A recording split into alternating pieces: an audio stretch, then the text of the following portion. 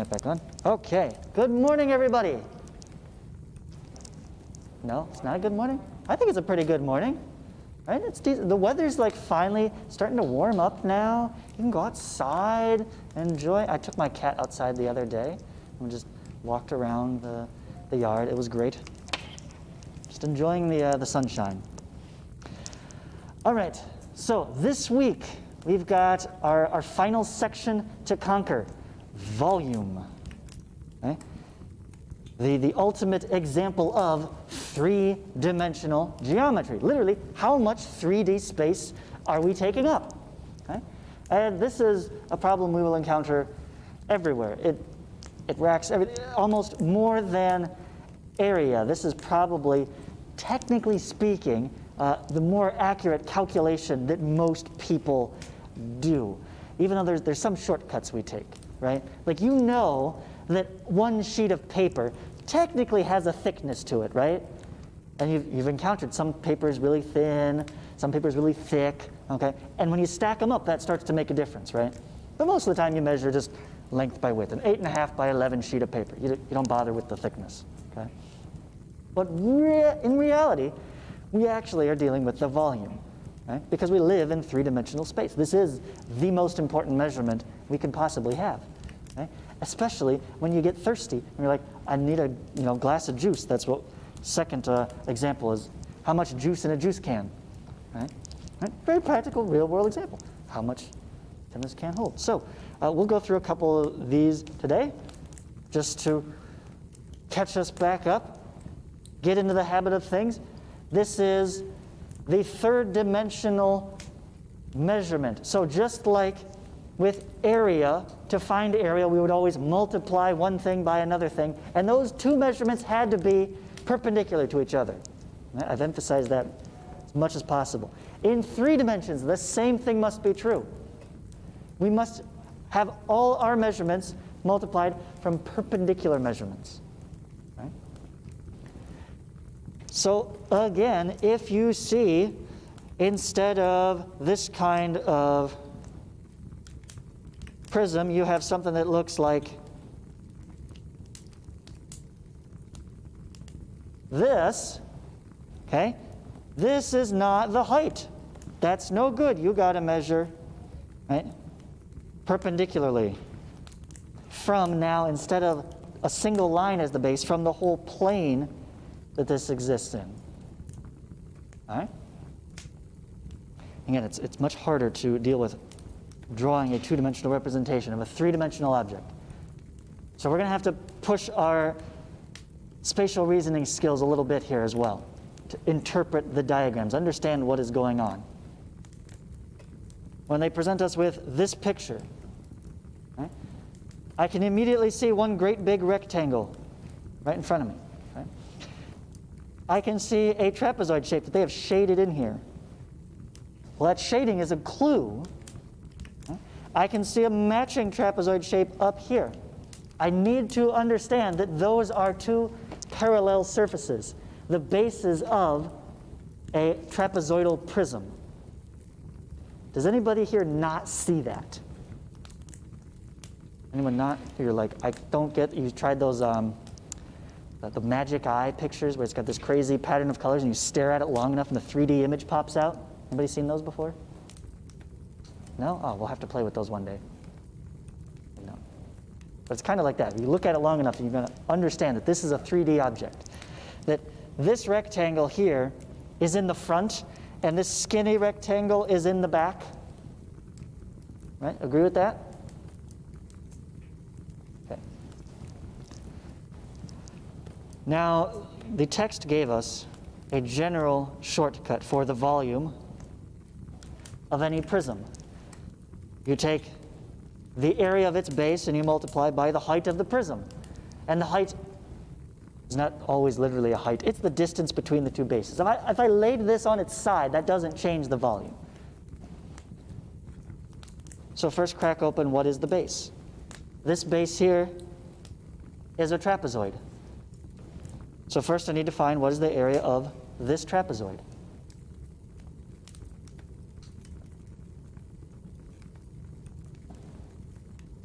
Anybody remember the formula for the area of a trapezoid.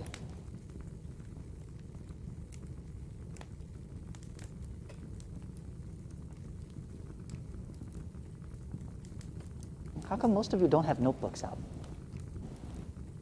Just going to pick this up by ear? Write this down.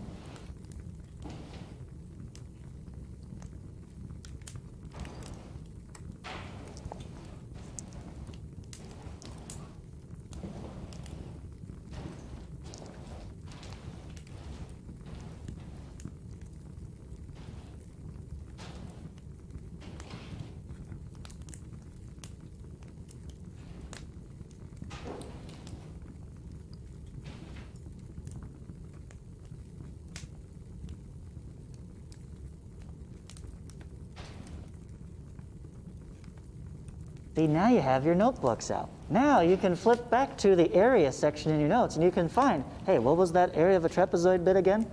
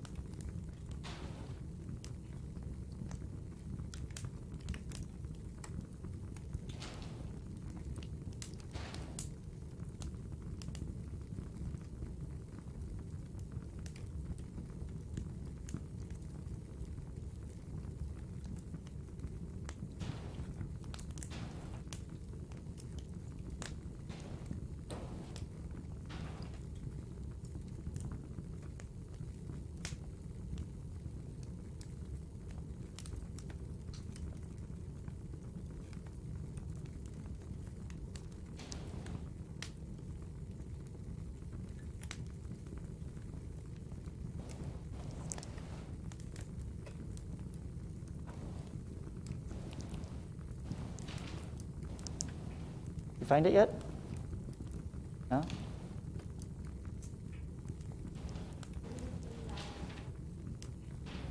Say again?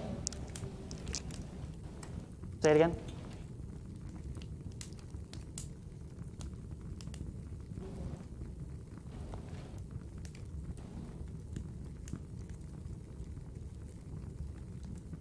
Yeah, half the height times base 1 plus base 2. Or I usually like to write it as base 1 plus base 2 divided by 2 times the height. And that's just to remind myself visually that, hey, this is an average of the bases times the height. Okay, thank you very much. So look at our trapezoid down here. We've got this 4 centimeter length that they are telling us is perpendicular to this 8 centimeter length. That's good because our height has to be perpendicular to the bases. If they gave us this slant piece, like we can't use 5, right? That would be wrong. Got to use that 4. Looks like the height. 8 is one base. The other base I don't have listed down here. I have to look up at this top trapezoid because this trapezoid is parallel to and congruent to this trapezoid. So we can transfer measurements from one end to the other. Right, this part is also 2. So the area of my trapezoid is going to be height of 4 times 8 plus 2 divided by 2. So I get a total of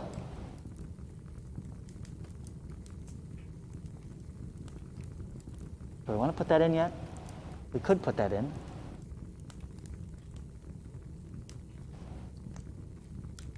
How much?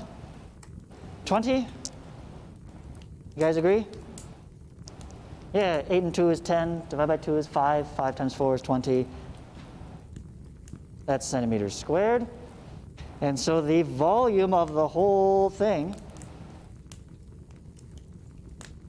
we take that one sheet of paper and we start stacking more and more on top of them until they fill up, right, this whole volume. Volume is just a stack of sheets of paper. So we take our base area of 20 centimeters times How many sheets stacked up? 10 centimeters worth.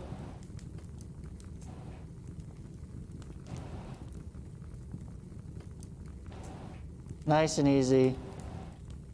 Numbers there, 200 centimeters cubed now. We're dealing with three-dimensional space, so all our units need to be to the power of 3.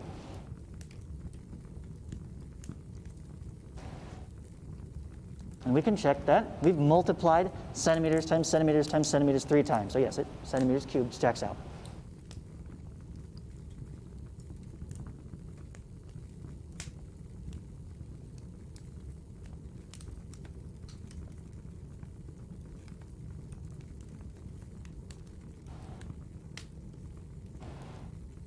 Okay, what questions do you have from this example?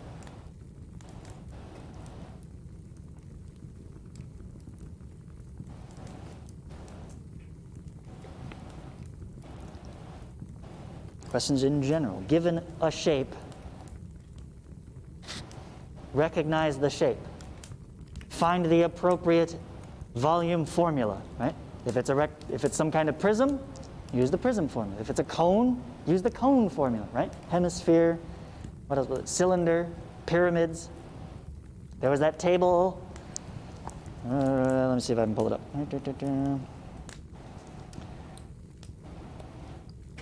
Right at the end of the section. Right there, summary of, oh, they even put the surface area and the volume formulas all right here. See? Get that. And I believe a few sections back here, there was a table summarizing all the area formulas of the different shapes. So between those two tables, like star those in your notes. And put a big star in the corner of the page so when you're flipping through, you can find it real quick. Like, oh yeah, that's the table with all the formulas. Right? I think next year I'm going to have everybody put a table of contents in their notes. That way they can quickly, volume formulas, page 37. Jump down. Right? Power of organization. So does anybody have any questions? If presented one of these shapes, can you find the volume using this formula? Everyone feels confident with that? Nothing stands out. Wait, what about this one? Yes? Good with that? Okay. Because a good chunk of tonight's exercise is just going to be practice with that, right? These first handful of exercises are, here's a shape, find the volume. Here's a shape, find the volume. Right? Different types of shapes, find their volumes. Okay? So until you get a little bit later, and we'll have more of this later in the week where we get to the application type ones. And there's some really cool ones here dealing with the actual Great Pyramids of Giza, okay? And the Gateway Arch in St. Louis, very cool, highly recommend. Okay? Check that out, go inside. Great experience, been there myself. But, the other thing I want to focus on now is probably the second tricky bit. Okay? Finding the shape. Once you've figured out what shape is involved in the problem, it's usually fairly straightforward. Like, oh, this is just this shape. Now, work out, read through, what are the dimensions, and then plug it into the formula. Right? The other place to trip you up is with the units. Okay? So here I have the dimensions of a juice can. Okay? But I don't know about you, but when I get a cup of juice, I don't grab my cubic centimeter from the cupboard, okay, and drink it that way. I grab a cup, right? Now, I know everybody's kitchen cups are not actually one measured cup. That is a specific measurement, right? Specifically an 8 ounce for a fluid cup. Okay.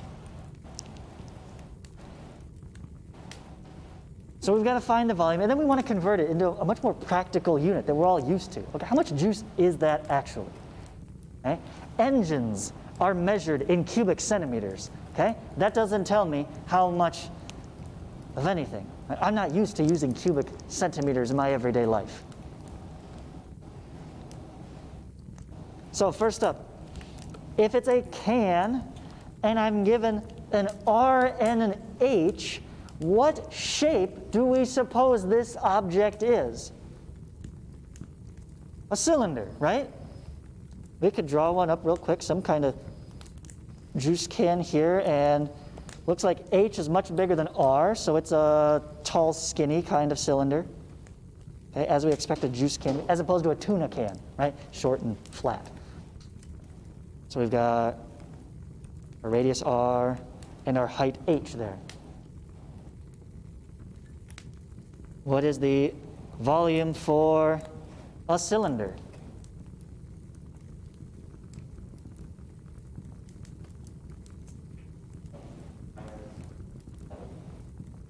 Pi r squared times height. Very good.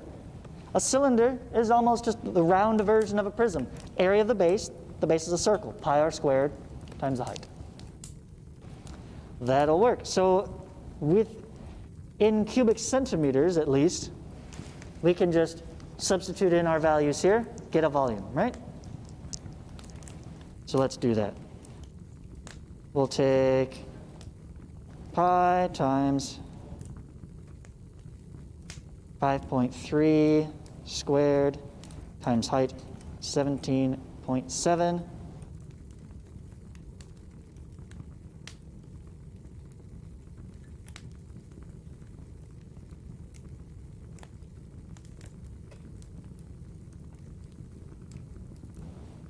And let's keep that in terms of pi for now.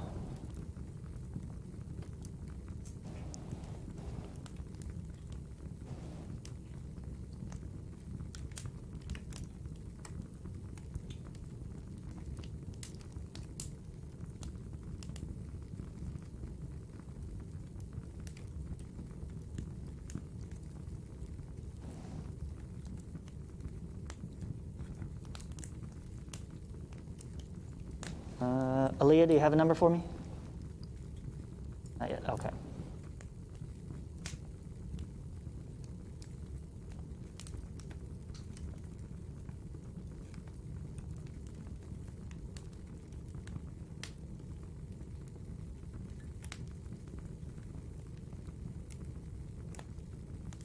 Well, without putting in pi yet,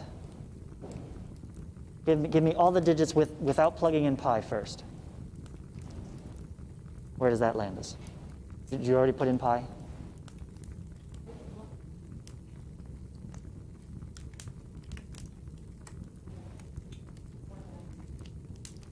.195?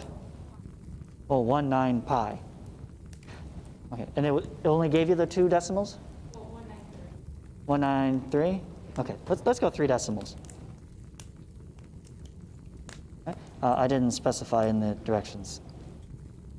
So let's say we want to 2 decimal places in the end, so we'll keep 3 decimal places until the very last one, okay? And we can also look at our unit conversions, say, hey, I'm going to have to use this one. This is to 2 decimal places, so that's as accurate as we'll end up being. All right, so 497.193 pi cubic centimeters.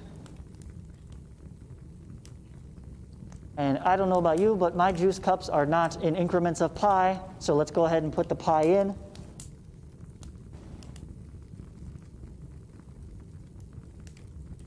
We're just multiplying. At this point, we can do our unit conversion first, then do pi, or put in pi, then do the unit conversion. It's all multiplying. So in that sense, the accuracy doesn't change.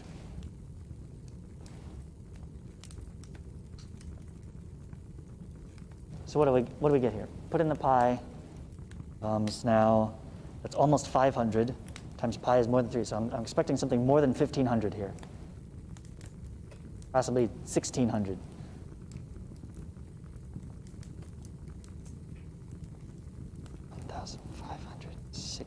.561.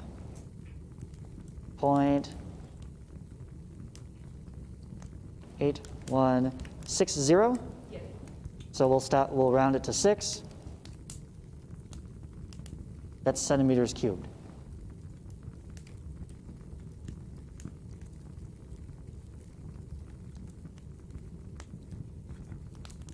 Okay.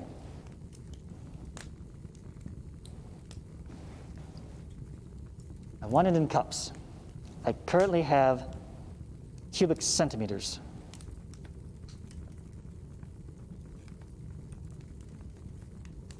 Now, you could probably go to Google and just type in cubic centimeters to cups conversion and get the conversion straight there. Okay?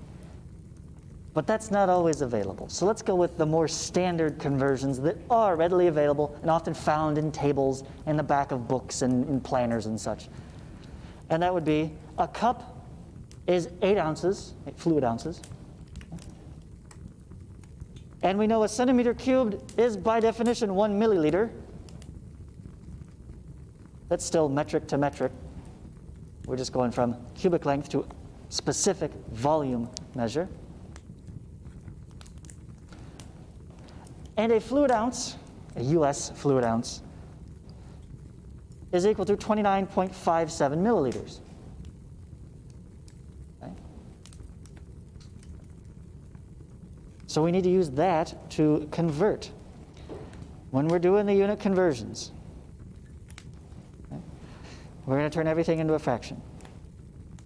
But what we're starting with over 1. And multiply by each conversion is itself a relationship. It's a ratio, right? This says for every 1 cup, you get 8 ounces. For every 1 cubic centimeter, I get 1 milliliter. So I start with cubic centimeters, so I'm going to start with this conversion. I want to get rid of the cubic centimeters, so I'm going to put those on the bottom. The thing I end up with goes on the top, and it's a 1-to-1 conversion. Nice and easy, but notice now I can reduce centimeters cubed.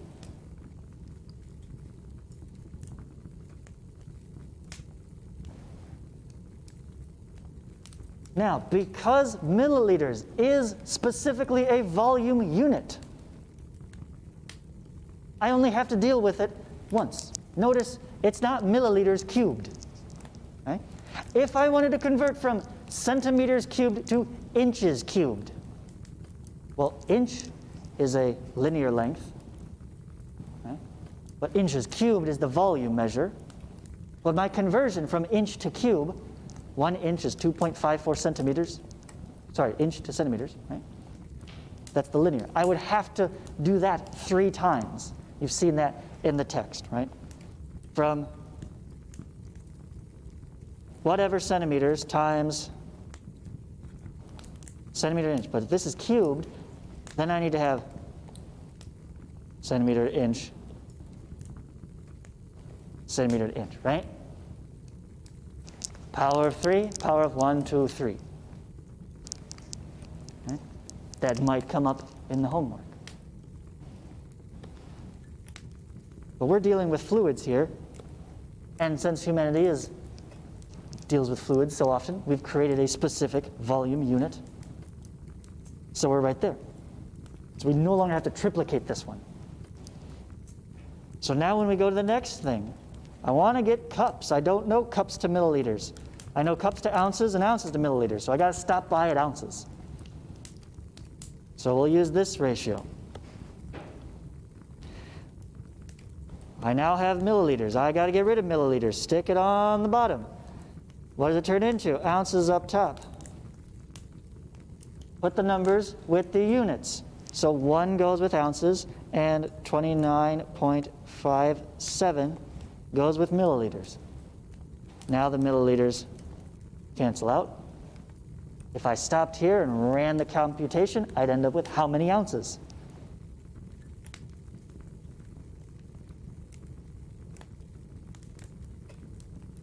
That might be useful. That's definitely something you see on a lot of actual juice cans and bottles and such, as they will tell me how many milliliters and how many fluid ounces are inside this, bottle of Pepsi or bottle of juice or whatever it is. But again, I want to know how many cups at home will this can of juice pour out, right?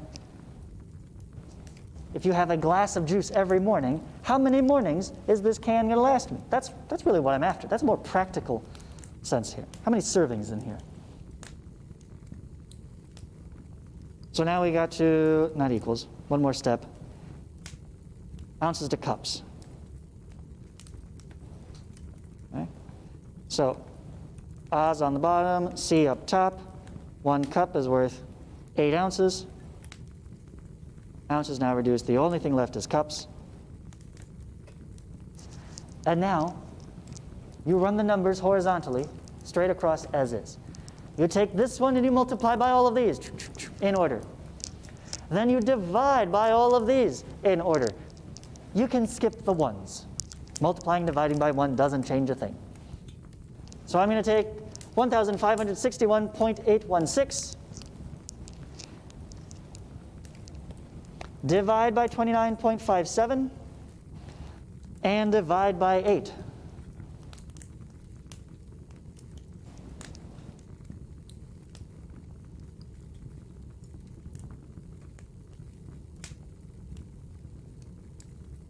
I'll leave that on screen until you have a number for me.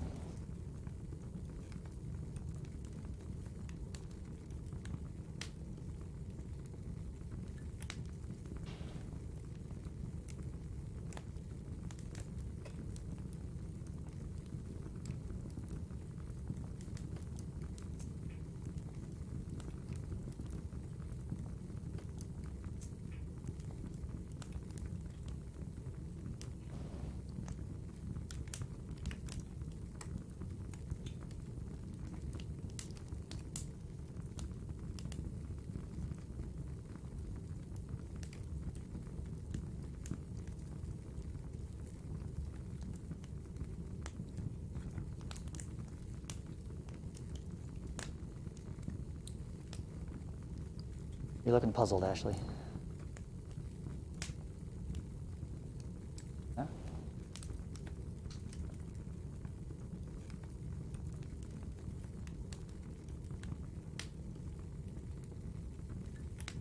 You need me to restate something or rewrite something? No? Okay. I get a little sloppy on the board sometimes. It's tough. There's no friction here. You get used to, there's a little bit of friction between your pencil or pen and paper. Right? This is glass. I think this slides right off. Still getting used to it. It's a whole new type of handwriting. All right, do we have a number? 6.6? Anyone agree? That's it? Really? I expected more. Oh. It sounds so big in centimeters cubed, doesn't it? You're like, oh my gosh, that's a lot of juice. It's only 6 cups. Right? That's barely going to last me a week. Right? This is just a little can of juice. All right.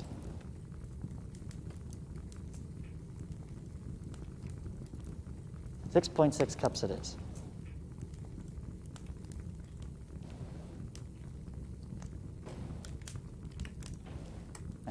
Any questions on that process?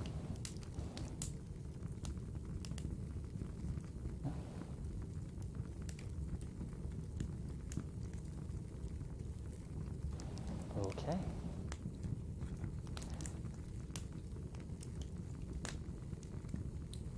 Then I think you guys are ready to start your problem set.